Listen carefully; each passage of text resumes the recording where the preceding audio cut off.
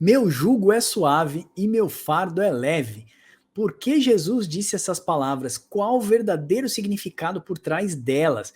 Então, estar no Evangelho de Cristo tem um jugo, sim? Tem um jugo. Nós vamos aprender qual que é o jugo e qual que é o fardo que nós temos estando dentro do Evangelho de Cristo. Vamos mostrar também outros jugos, jugo desigual, jugo dos fariseus, o jugo do pecado. Então, vamos entender nessa série sobre o jugo de Jesus Cristo e os demais julgos que a Bíblia cita.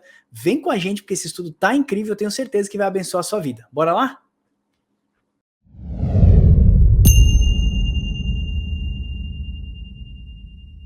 Seja bem-vindo, meu parceiro Wilber. Então, com essa fala de Jesus, parece que temos um jugo e um fardo, sim. Jesus fala, aprendei de mim que sou manso e humilde, porque o meu jugo é suave e meu fardo é leve. Ô, Wilber, então existe um fardo aí que o cristão tem que carregar sendo cristão? Como é que é isso, Wilber? Sim, exatamente, existe sim. Tanto que existe que ele ainda fala, aprendei comigo, ou seja, aprenda o que eu vou falar para vocês, aprenda o que eu estou fazendo. Então ele mostra Exatamente. realmente que tem, que ele fala até para a gente aprender ou imitar. Exatamente. Ó, Jesus está falando para uma multidão de pessoas. E aí Jesus fala assim: ó, aprendam de mim que sou manso e humilde. Ou seja, aprenda comigo. Não é só ir para Cristo e o amor de Deus transbordar na sua vida. É muito mais que isso. Jesus passou 3 anos e meio ensinando, irmãos. Não é só o amor. Jesus te ama. Aquele, como é que é o nome daquele louvor? Ele me ama, e fica ali, Jesus me ama. É um amor egocêntrico, né? Antropocêntrico, às vezes, louvor na nossa igreja. E a gente se sente tão abraçado, tão amado, que a gente não sente que tem uma responsabilidade. Mas sim, irmãos, tem uma responsabilidade. Nós vamos falar dessa responsabilidade agora. Qual que é o jugo de Cristo? Já vamos entrar na lata. Eu só quero fazer um parênteses para a gente mostrar algumas coisas para vocês. Se você está chegando por aqui e é novo, saiba que lá no nosso site, papocomdeus.com.br, eu vou deixar o link para você aqui embaixo, ó, tá passando o link aqui embaixo, papocomdeus.com.br/cursos. Tem 17 cursos, ó, para você ser edificado, ser abençoado, escatologia, apologética, origem do mal, eclesiologia, totalmente gratuito, tá? Tem uma série dos profetas que a gente fez também que tá incrível. Também lá no nosso site, papocomdeus.com.br, ó, /ebooks, tô deixando o link aqui também para você ver. Você tem mais de 220 e-books que eu e o Wilber escrevemos e fizemos uma ilustração, uma arte final bonita, com todo carinho, para você poder baixar gratuitamente, edificar a sua célula, a sua igreja e o pessoal onde você ministra, tá bom? Lá no nosso site também você pode adquirir a revista do Papo com Deus. O que é a revista? Revista Ilustrada de Estudos Bíblicos do Papo com Deus. Saiu a 1, e em janeiro agora de 2022, de 2023 vai sair a 2, fica ligado. Nós já vamos começar a fazer as pré-vendas da 2, e é uma grande bênção essa revista, testemunhos incríveis. Quer nos abençoar, porque a gente tem dado todo o conteúdo gratuito para você? Compra essa revista, papocomdeus.com.br/revista. Vamos deixar um link aqui também para você. E olha, deixa eu dizer uma coisa para você. O dicionário do Apocalipse, eu e o Wilber estamos atualizando ele praticamente semanalmente. Tá cheio de lâminas novas. Você vai pagar R$ 49 se você quiser nos abençoar e edificar o nosso ministério. Lembrando que aqui é teologia para surdos. Nós temos mais de 6 cursos de teologia gratuita também para surdos, nossos irmãos surdos, fazendo inclusão social. Então, todas as vezes que você gasta um dinheiro no Papo com Deus, seja comprando a nossa revista ou um e-book nosso do Dicionário do Apocalipse, você está nos ajudando a manter todas essas plataformas funcionando e online. Sabe por quê? Porque vem aí o Netflix Gospel, Wilber, o Netflix de estudos bíblicos do Papo com Deus, exatamente. Estamos lançando o nosso aplicativo Papo com Deus para celular. Lá no nosso site vai ter os links também. Aqui na descrição desse vídeo vai ter o link. Você pode pesquisar na Play Store ou na iOS. Eu não sei se ainda vai estar indexado, porque demora meses para indexar ainda a pesquisa Papo com Deus. Mas você pode clicar no nosso site ou clicar no link aqui abaixo e já instalar o seu aplicativo. Ou entra aí na Play do seu celular e dá uma pesquisada para você achar. Ó, aplicativo do Papo com Deus. Você pode se edificar. Olha só que legal, estudos gratuitos, 17 cursos sobre arrebatamento da igreja, e-books gratuitos, sobre eclesiologia, teologia para surdos. Nós criamos uma nuvem e vamos colocar tudo isso que nós temos lá dentro dessa nuvem. Hoje você não vai precisar mais baixar os nossos e-books. Você vai ter uma nuvem lá dentro quando você criar a sua continha e você vai favoritando e vai guardando todos os e-books que você quiser. Gratuito, irmão. O nosso aplicativo também não é pago. A gente fala que é um Netflix de estudos bíblicos, porque é um universo de coisas lá dentro para você se edificar. Hilber, você está feliz com isso também, Hilber? Sim, sim. E legal que vai ter todos os conteúdos ali, desde artigos a os cursos que tem no site. Então, você tem todo o nosso conteúdo na palma da mão, você pode ver no ônibus, indo para a escola, faculdade, para o trabalho. Então, você vai ter ali uma acessibilidade muito simples de usar e vai te abençoar grandemente, eu tenho certeza. Amém. Fica ligado, nós vamos fazer várias promoções com esse aplicativo e só quem vai ganhar vão ser vocês mesmos, amém? Nós temos dobrado a aposta. No ano de 2023 nós queremos ir além do site, plataforma de surdos, revista 1, revista 2, aplicativo de celular e YouTube. Nós queremos dobrar a aposta para edificar a sua vida. Nós queremos preparar uma noiva aprovada para o filho e também preparar uma morada para o pai na eternidade. Fica ligado, irmãos, vem muita coisa legal aí. Dados os anúncios, bora estudar então para a gente se edificar. E agora eu quero compartilhar esse e-book com você, que tá bem lindo. Nós vamos falar do jugo suave e o fardo leve, porque Jesus disse essa tão dita frase. Primeiramente, quero começar com o nosso texto base, que está lá em Mateus 11, 28. Jesus fala para uma multidão, ó, vinde a mim todos que estáis cansados e sobrecarregados, eu vos aliviarei. Tomai sobre vós o meu jugo, ó, pega o meu jugo, põe sobre vocês, e aprendei de mim, porque eu sou manso e humilde de coração, e acharei descanso para as vossas almas, porque o meu jugo é suave e o meu fardo é leve. Jesus está deixando claro que o jugo dele é suave e o fardo é leve. Primeiramente, eu quero dizer o que é jugo. Jugo, tá vendo? É isso aqui que se colocava sobre a cabeça, né, e as costas dos bois. Era uma peça de madeira que fixava o boi com a cabeça para baixo, que ele ficava focado ali no trabalho que ele tinha que fazer, que era arar, e de certa forma eles distribuíam ali o peso para poder arar melhor a terra. Então existe uma força de tração focada em arar a terra. Isso era um jugo, ok? Esse jugo geralmente ele era muito pesado. E por que Cristo disse isso? O que significa tomar sobre nós o jugo de Cristo? O jugo que está sobre nós é o amor e a obediência. E quando amamos nosso irmão, o jugo se torna leve e suave, porque o que fazemos passa a ser feito por amor e não por obrigação. Então, quando nós tomamos o jugo do Senhor Jesus, cumprimos a vontade dele e assim nós temos paz e alegria completa. Ô Hilber, então assim, Cristo fala que ele tem um jugo. O jugo dele, então na nova aliança, seria o amor de Cristo? O amor simplesmente porque eu amo meu irmão? Como que é esse amor, Hilber? Eu tenho que amar o meu inimigo também? Como é que funciona isso? Não, então, perfeito. A gente percebe que esse jugo aí ele vai simbolizar a obediência e uma aceitação de uma responsabilidade. Responsabilidade de estar no Evangelho. E Cristo ele vai resumir os 10 mandamentos, né, em 2, que é amar a Deus acima de todas as coisas e amar o meu próximo como a mim mesmo. Então, tem essa obediência, essa responsabilidade com o Evangelho e com o meu próximo.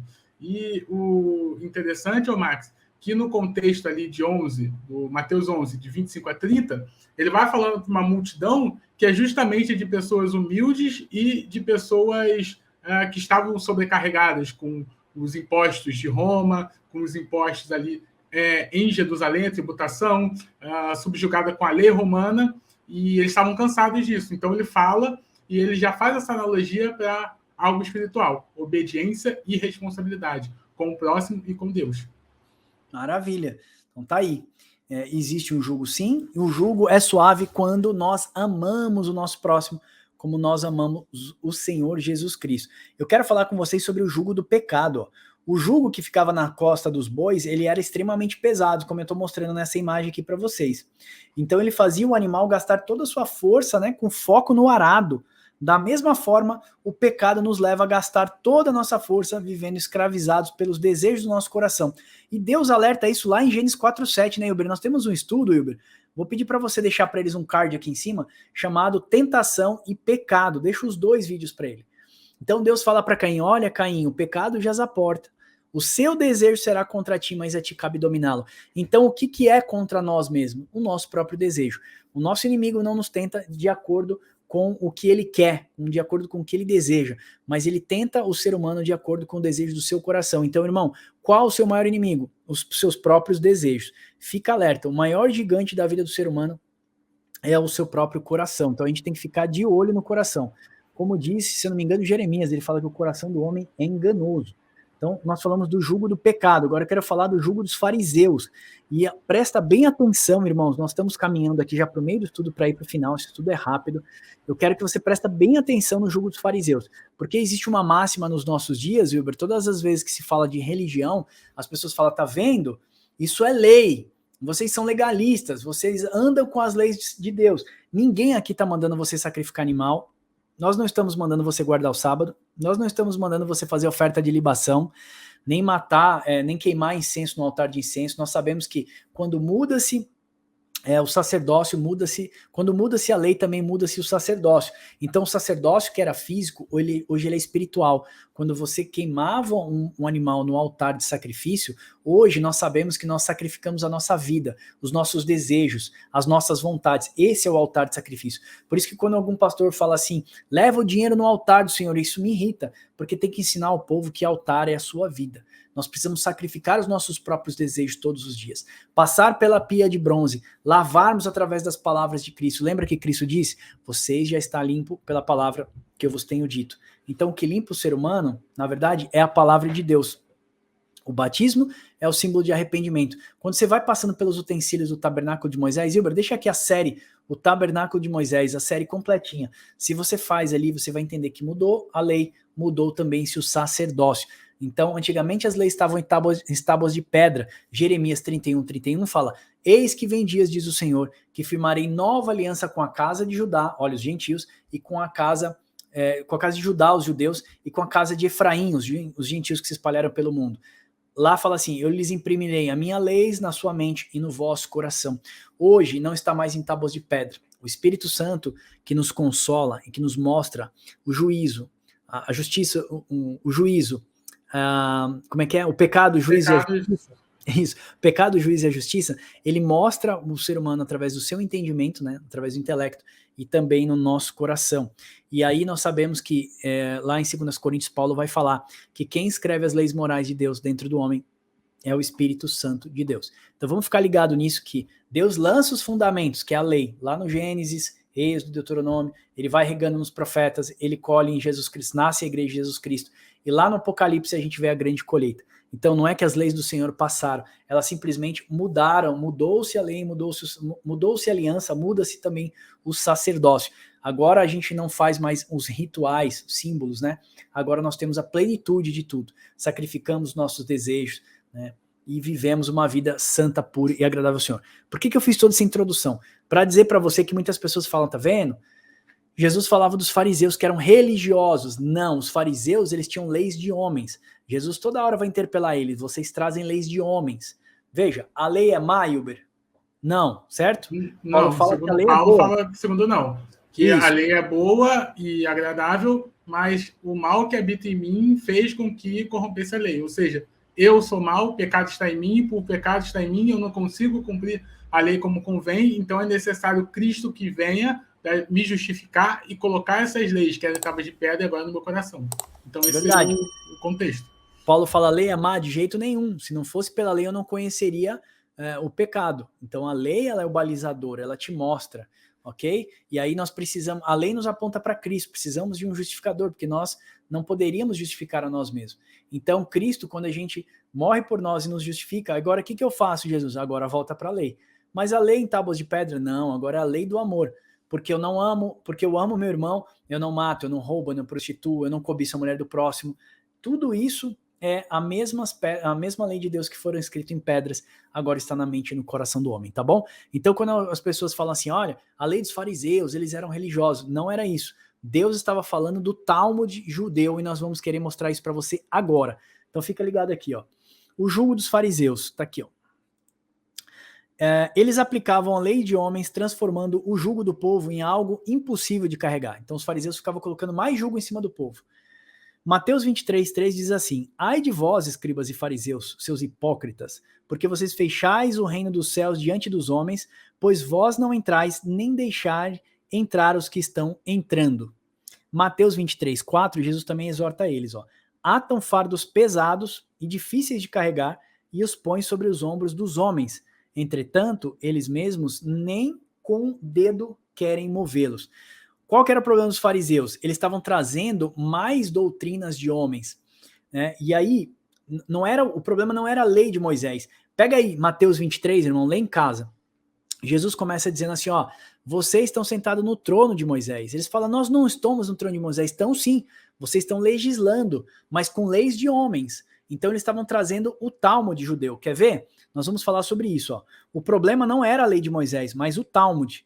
Que é o Talmud, você conhece, né? Tem a Torá, que é os 5 primeiros livros da Bíblia, né? Chamado os livros da lei, e o Talmud, que era o conceito dos rabinos. Como é que eu poderia dizer? Não é o conceito, é o ensinamento rabínico. Vamos falar disso já. Você já deve ter aprendido que Jesus estava falando da lei quando condenava os fariseus, mas Jesus exortava para a lei de homens, ou seja, o Talmud. Veja Mateus 23, Jesus dizendo aos fariseus, vocês sentam na cadeira de Moisés. O Senhor está fazendo referência na substituição ou adição de ensinamentos de Moisés por ensinamentos rabínicos. O Talmud era o ensinamento dos rabinos passado de forma oral por gerações.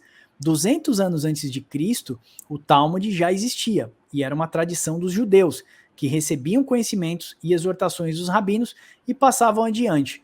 Jesus chama esses ensinamentos de homens.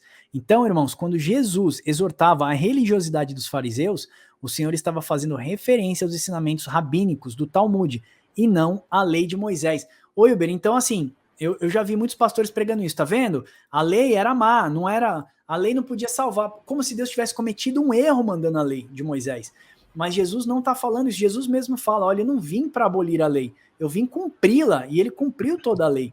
Então o objetivo aqui é dizer o seguinte, irmãos, você já sabe que as leis de Deus estão na nossa mente e no nosso coração, e pelo amor de Deus, né, pelo amor que nós temos a Jesus Cristo, pelo amor que nós temos a Deus, então nós cumprimos a lei, não de forma de obrigação, mas de uma forma em amor que nós fazemos. Por exemplo, a minha esposa, eu amo a minha esposa, e eu sei que ela não gosta de algumas coisas, então eu não faço aquilo porque eu sei que eu amo ela.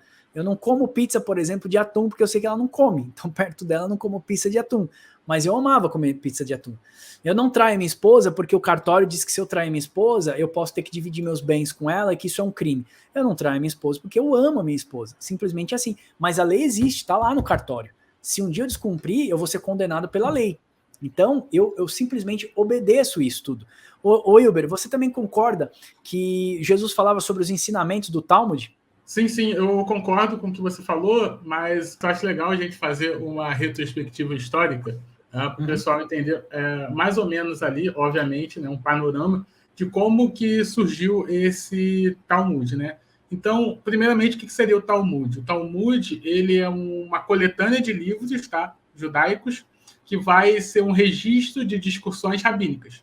Ele vai ser ali estabelecido no período interbíblico, né? Aquele período entre o livro de Malaquias e o livro de Mateus, vamos colocar assim, tá? E ele é estabelecido na Babilônia, né? Tanto é que é o Talmud babilônico e também tem o Talmud de Jerusalém. Só que o babilônico é o mais antigo. Sim. E é num tempo cultural onde a gente chama de judaísmo do Segundo Templo. Por que Segundo Templo? Porque é no templo ali de Esdras e Neemias. O templo de Salomão cai pelos babilônicos, né? Aí é reconstruído o templo ali com Esdras e Neemias, e nesse contexto é que surge o Talmud. E o Talmud é essa coletânea de livros que tem ali 2 componentes, que é a Guemará e a Mishnah, que seria ali comentários rabínicos a respeito da lei e também o que a gente chama de Torá oral, né? Ou seja, a lei estabelecida oralmente pelos rabinos. Então, essas 2 coletâneas formam o Talmud. Então, irmãos, você entendeu a explicação que o Wilber fez? 200 anos antes de Cristo chegar, já tinha essa tradição. Os judeus já utilizavam, que era o chamado Talmud babilônico. Tem o Talmud também de Jerusalém, que o Wilber explicou, mas o Talmud babilônico já era no tempo de Cristo. Eles traziam esses ensinamentos, esses ditos dos rabinos, que era passado de forma até de midrash, né, que a gente já falou, né, o Wilber, que era mais conceito falado mesmo, né, que era a tradição oral. Então, quando eles chegam lá, os judeus aplicam a lei de Moisés, todos os cerimoniais, todo aquele contexto dos sacrifícios e tudo, e ainda aplicavam o jugo de homens. E aí Deus fala, a lei de vocês é lei de homens, vocês estão sentando na cadeira de Moisés, vocês estão legislando, mas com leis de homens, né? Então dá uma lida lá em Mateus 23, você vai entender sobre isso. Então, cuidado aí, pastor, se você está ensinando que Jesus foi contra a lei de Moisés. Jesus nunca foi contra a lei de Moisés, Jesus não falou da lei. Não, porque agora eu sou a graça, então eu vim para abolir a lei. Não existe isso. Tem um verso que diz assim, de Paulo: o fim da lei é Cristo, o fim da lei é Cristo para a justificação de todo aquele que nele crê. Procura aí, Uber, onde está. Mas fim ali, se você pegar no Strong, é fim como término, tá? Talvez não foi a melhor tradução pra gente. Fim não está como término, fim está como finalidade, desculpa. Então assim, ó, a finalidade da lei é Cristo para a justificação de todo aquele que nele crê. Então a finalidade da lei era apontar Cristo para justificar todo aquele que cresce nele, ok? Veja, como Paulo falou, senão não faz sentido o final da lei, né? Paulo fala o que diremos, pois, a respeito da lei? A lei é má? Não, de forma alguma. A lei foi boa e ela é boa para mostrar os nossos erros. Então a finalidade da lei é mostrar Cristo que nos justifica de todos os nossos pecados. Sabe onde que está, Hilber, esse verso que eu acabei de citar? Romanos 10:4. Romanos 10:4, parabéns. Muito bem. Ó, irmãos, deixa eu compartilhar aqui com vocês. Agora teve uma aula de Talmud para vocês. Nós falamos então, ó, sobre o jugo de Cristo. Nós falamos o que era jugo, falamos o jugo do pecado, falamos o jugo dos fariseus, tá? Apontando para leis de homens como o Talmud. Agora vamos falar do jugo desigual, para depois a gente falar do jugo que todos buscavam, o jugo de Cristo, e somente Cristo pôde carregar, tá? Então vamos falar aqui do jugo desigual. Em Deuteronômio 22:10 diz o seguinte: com boi ou com jumento não lavrarás juntamente. Por que está dizendo para não colocar jugo no boi e no jumento, ou seja, dividir? Por causa da diferença do tamanho dos animais. Ó. O problema de juntar dois animais tão diferentes é o jugo desigual. O boi é forte e com grandes passadas mais largas, enquanto o jumento é devagar, pequeno e com passos pequenos. Se misturar os dois animais, provavelmente a força será menor que se estivesse apenas com o animal, porque o arado vai tombar de um lado e ocorrerá um desnivelamento e o boi terá que carregar o jumento. O que isso significa pra gente quando a gente fala de jugo desigual? Geralmente as pessoas falam, não casa com gente do mundo e tal. Ok, é uma máxima boa você observar isso também. Não é que você não possa casar, é que você está tendo um jugo desigual, né? O que você está trazendo de bagagem, o que a outra pessoa está trazendo de bagagem. Mas nós queremos falar o que Paulo fala em 2 Coríntios 6,14. Não vos ponhais em jugo desigual com incrédulos, porquanto que sociedade poderá haver entre justiça e iniquidade, ou que comunhão poderá haver entre a luz e trevas, portanto tenha cuidado com afinidades com as trevas. E eu falo muito disso, Wilber, e as pessoas falam assim, mas como é que a gente vai evangelizar se a gente não andar junto com as pessoas, se não estivermos onde eles estão? Até Paulo se fez de bobo para ganhar os bobos, né? Se fez de grego para ganhar os gregos, e assim vai. Cuidado com isso, irmãos. Aniversário da festa do seu filho, aí você vai lá e chama todos os seus amigos da antiga, né? E aí você começa a frequentar a sua casa. Tenho para te dizer uma coisa, que é muito mais fácil eles te levarem para mau caminho do que você levar ele para o caminho bom. Então cuidado com quem você quer andar, né? Isso me preocupa bastante. Eu, quando resolvi realmente me assumir na igreja, eu tive que abandonar vários amigos meus da antiga, porque eram amigos que me levavam para caminhos ruins. Então, eu não estou dizendo que você não tenha que ter amizade com essas pessoas, mas olha o que Paulo fala, cuidado para você ficar andando ou trazer comunhão com incrédulos. Esse é o grande problema, de você acabar se perdendo com o pessoal. O que você tem a dizer sobre isso, Wilber? Então, eu acho interessante, né, que esse texto que você citou está em 1 Coríntios 9, 22, que ele fala, me fiz de fraco para ganhar os fracos, me fiz de forte para ganhar o forte, né? Mas ele não se fala que ele fez de pecador para ganhar o pecador. Você não vê ele falando isso. Me fiz de pecador para ganhar o pecador. Não tem. Então, temos que entender um pouco esse contexto, né? O que seria o fraco, o que é se fazer fraco para ganhar os fracos, e não tem nada a ver com esse contexto que as pessoas usam para evangelizar os ímpios. E é como você falou, a gente deve evangelizar, mas não deve se fazer como diz o Salmo, né? Se assentar nas rodas dos escarnecedores. Isso não é evangelismo, isso é você se associar com a iniquidade. É muito fácil você ir no aniversário de uma pessoa cristã e você vê lá 90% de pessoas do mundo e poucas pessoas da igreja. Aliás, eu não sei por que o pessoal da igreja se reúne tão pouco. Deveria se reunir muito mais em comunidade, na unidade do corpo de Cristo, lembra?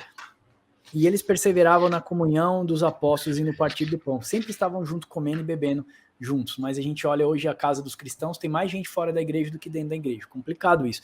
Uma vez eu cheguei no churrasco e os caras estavam lá contando da vida de um amigo que tinha falado para ele sobre uma traição da esposa e tal. E aí quando eu cheguei lá, eles estavam todos escarnecendo, falando, não é, Max, o que você acha disso? Eu falei, eu acho que vocês são tudo besta, eu acho que o que vocês estão fazendo está totalmente errado, E eu, falei um monte, assim, ficou um silêncio, sabe? Eu acho que vocês estão totalmente errados, vocês são todos uns bobos, uns bestas. O cara abre o coração e você vai lá e conta pra uma roda de amigos. Eu falei totalmente errado o que você fez, você escarneceu do seu melhor amigo. Peguei, virei as costas e fui embora, cara. Nunca mais fui convidado para ir nesse churrasco. Então, cara, isso que é escarnecer, sabe? Você tá lá com seus amigos da antiga e fala, não, pô, acho que o cara é bobo mesmo, acho que isso, acho que aquilo. Não, você não tem que achar, irmão. Você tem que ajudar. Nossa vida é servirmos uns aos outros. Vamos finalizar aqui, caminhando já para finalização desse estudo. Eu coloquei Cristo aqui carregando, né, no filme lá de Jesus Cristo, Cristo carregando essa cruz tão pesada, o símbolo de jugo, né? Cristo está carregando o maior jugo que a humanidade já pôde ver, que é o jugo do pecado. E aí eu quero fazer uma exortação, porque muitos não queriam o jugo de Cristo, eles não queriam o jugo do amor. Eles estavam lá pelo pão ou pelo milagre. Ainda hoje as pessoas vão na igreja pelo pão, que é a palavra de Deus e seus milagres, mas não mudam suas vidas e não estão dispostas a viver uma vida de piedade do evangelho, amando e servindo uns aos outros. O maior jugo da humanidade foi Jesus quem carregou, foi o jugo do pecado.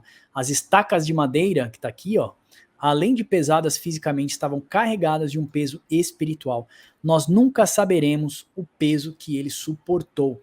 Irmãos, olha só, muitas pessoas estavam atrás de Jesus por aquilo que ele podia servir, principalmente depois da multiplicação de pães. Você vai ler nos evangelhos sinóticos, você vai ver que uma multidão seguia Jesus. E Jesus chega uma hora que ele exorta, fala, vocês estão atrás de mim por aquilo que eu posso dar para vocês, porque vocês querem pão, entendeu? Vocês estão atrás de mim porque vocês querem o quê? Benefício. E muitas pessoas vão à igreja domingo procurando, orando por um milagre, não estão lá glorificando a Deus, não estão lá buscando mais do Senhor, não estão lá se arrependendo dos seus pecados, elas estão lá porque Cristo pode fazer por elas, elas estão lá porque elas querem comer um pão, querem ter uma palavra. E aí, Uber, eu aproveito para exortar, que eu já presenciei pastores falando, você pode comer a ceia do Senhor, porque Jesus também ofereceu a ceia, por exemplo, para Judas. Ok, é uma exegese, eu tenho que respeitar a visão de cada um, mas diversos teólogos, e eu corroboro com essa visão também, eles falam que Judas comeu do pão, porque você vê que ele meteu a mão no bocado, molhou e comeu. E logo Satanás entrou nele, e ele saiu do meio deles. E muitos teólogos colocam que Judas não participou do cálice, e o cálice é o símbolo da nova aliança. Lembra que Jesus levanta e fala, esse é o cálice da nova aliança? Judas não estava lá na hora desse cálice, e eu também acredito que não estava. Porque pão, Jesus não negou para ninguém, Wilber. Todos comeram do pão, como nós estamos aqui hoje, estamos entregando o pão de Cristo, estamos entregando a palavra de Deus. Então o evangelho é para todos, mas alguns vão receber, outros não vão receber. E só quem recebe o cálice, porque o cálice, no costume judaico, era só entregue no final da ceia. Então você comia e no final vocês ficavam bebendo e conversando. Por isso que eles se apoiavam aos outros, na verdade a mesa era no chão, né? Então eles se apoiavam no chão, tomavam o cálice e tal, e ficavam tomando cálice em festas depois no final. Então a comida era servida antes e o cálice no final. O que me faz crer que Judas participou do pão, assim como nós comemos na igreja pão todo final de semana, assim como vocês estão comendo esse pão aqui, que é a palavra de Deus. Cristo nunca negou a palavra dele para ninguém, mas nós acreditamos que o cálice, que é o que justifica, que é o cálice da nova aliança, que simboliza o sangue de Cristo, a justificação somente para aqueles que realmente são igrejas do Senhor Jesus Cristo. Então, irmãos, o povo estava atrás de Cristo porque queria comer o pão, mas poucos foram aqueles que beberam o cálice do Senhor. Eles estavam atrás de Cristo porque eles queriam os benefícios, mas eles não queriam o jugo de Cristo. Porque nós fizemos um estudo chamado Evangelho, Escravos de Cristo ou Escravos do Pecado. Dá uma olhada nesse card que o Uber vai deixar aqui para vocês. Ou você é escravo do pecado, meu irmão, ou, Cristo já me libertou, ok, agora ele é o seu Senhor. E se Cristo é o seu Senhor, logo você é servo. E se você é servo, então você não faz aquilo que você quer, você faz aquilo que o seu Senhor quer. Vou traduzir isso para o português?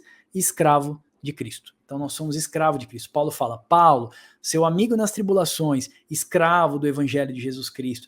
Pedro, servo do Senhor Jesus Cristo, eu sou servo do Senhor Jesus Cristo, não mais vivo eu, mas Cristo vive em mim, entendeu? A vida que eu vivo agora, eu não vivo para mim, eu vivo na vida do Filho de Deus. Então, irmãos, isso é servir ao Senhor, isso é tomar o jugo do Senhor, o seu amor. Hoje, para mim, é muito gostoso amar os irmãos que me amam, mas eu sei o preço que eu pago, às vezes, de ficar aqui escrevendo estudos, o Wilber também, madrugadas, e-books, tantas coisas que a gente faz, até investimentos financeiros. Tem um preço para a gente fazer para que tudo isso chegue aqui, entendeu? E isso uma parte é prazerosa, outra parte a gente tem um fardo para carregar, a gente tem um peso para carregar. Graças a Deus, alguns irmãos têm nos ajudado, agora o nosso fardo está menor. Então, eu quero dizer para você que o jugo de Cristo, ele é suave. Quando você ama o seu próximo, quando você está envolvido, quando você nega a sua vida e passa a viver a vida do Filho de Deus, esse fardo realmente ele é leve. Mas no começo da carreira cristã é muito pesado. Para mim, largar todos os meus vícios, meus jeitos, era antigo. Era muito difícil, muito difícil. Eu tenho uma pessoa que está comigo aqui, que é a Vivi, a nossa empregada, ela já está há uns 10 anos com a gente. Ela fala, meu Deus do céu, Max, no começo era difícil para chuchu. E eu sou convertido há 24 anos, mas eu falo que eu virei crente mesmo nos últimos 8 anos para cá, né? Que a gente fala, cara, eu vou assumir minha posição. Então, assim, é difícil, você tem que largar tudo, deixar aquela vida pregressa para trás. Isso é metanoia. Mudança de mente, mudança de posicionamento, mudança de atitude, entendeu? A pessoa que está na igreja, diz que se aceitou Jesus Cristo, que se converteu, mas você não vê a sua vida convertida, você não vê essa conversão, ela não gera frutos de arrependimento, como João Batista disse, arrependam-se e deem frutos de arrependimento, essa pessoa deve duvidar da sua salvação. Eu sempre falo isso nos vídeos, e eu acho que a gente tem que estar olhando para a nossa vida sempre. Eu não estou aqui para olhar a sua vida, eu estou olhando a minha. A minha eu olho todo dia e falo assim, beleza, eu estou crucificado hoje, eu estou lá, eu estou preso lá. Enquanto eu estiver naquela cruz lá, Jesus está vivendo. O dia que eu olhar para a cruz e não tiver ninguém na cruz, eu preciso voltar correndo para lá. Quer dizer que eu já saí de lá. Certo, Wilber? Não, certíssimo. Você resumiu bem a caminhada evangélica. A caminhada de todo servo de Cristo tem que ser assim. Tem que prosseguir em conhecer o Senhor cada vez mais e não olhar também, não deixar de olhar também para o próximo, né? Para os órfãos, as viúvas, os necessitados, e entender que a missão do evangelho são duas, né? É com Deus e é com o meu próximo. O evangelho, ele me mostra 2 caminhos, né? E esse caminho tem que ser seguido ao mesmo tempo. Um caminho do meu relacionamento com Deus e do meu relacionamento com o próximo. Não adianta eu só amar um e esquecer do outro. É verdade, verdade. Irmãos, então é isso que a gente queria deixar para vocês.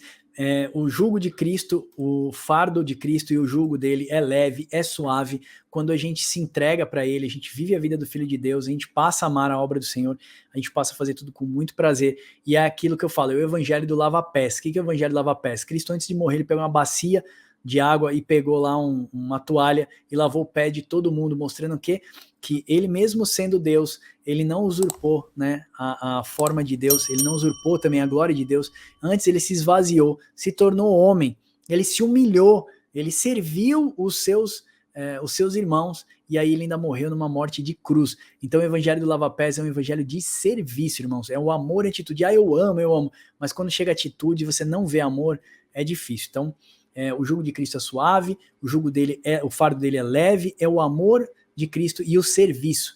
Então esse fardo aí é servirmos uns aos outros, cuidarmos um dos outros. Você vê que quando Deus chega no Gênesis, fala assim, ô Caim, cadê teu irmão? Ele fala, eu sou lá cuidador do meu irmão, porque era natural que um cuidasse do outro. E você vê, se você pegar ali os 2 irmãos como os irmãos da igreja, nós temos que cuidar um dos outros. Eu fico falando pro Wilber direto, mano, vem para São Paulo, cara, vem para São Paulo, deixa a gente cuidar de você e tal, mas o Wilber é meio durão. Talvez esse ano, 2023, ele vai vir para São Paulo. Então a gente tem que cuidar um dos outros, abençoar a vida um dos outros. Isso é perseverar em oração, no partir do pão, em comunhão, estarmos juntos.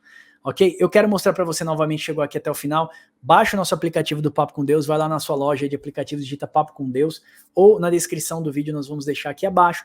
No nosso site também vai estar lá para você fazer download do aplicativo, você vai poder clicar lá e fazer download do aplicativo. Se você puder nos abençoar, compre uma revista do Papo com Deus para você poder edificar nosso ministério, ou um e-book também que é bem baratinho para você poder edificar nosso ministério e continuar abençoando não somente o Libras, mas toda a nossa plataforma de cursos, e-books, aplicativo para celular, tudo aquilo que a gente faz, amém? Se temos sido relevante para você, a gente pode ser relevante para outras pessoas, então abençoe nosso ministério também, amém? Deus abençoe vocês e até o próximo Papo com Deus.